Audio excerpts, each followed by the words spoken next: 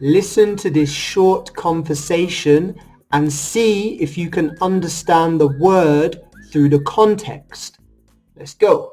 Yeah. Oi, can I have 500 tequilas, please?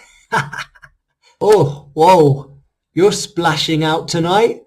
What's the occasion? I'm splashing out because I'm celebrating. I just got a divorce.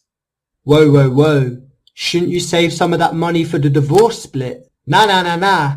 She was the rich one, so she's the one who has to give me money. Oh, alright. I'll get the champagne. What do you think that this one means? Do you know? Well, it basically means to spend money freely and without a care. So for example, when you're on holiday or for Christmas or every weekend. Give me an example below with a sentence about a time that you splashed the cash and why. Thank you for watching. I'll see you next lesson.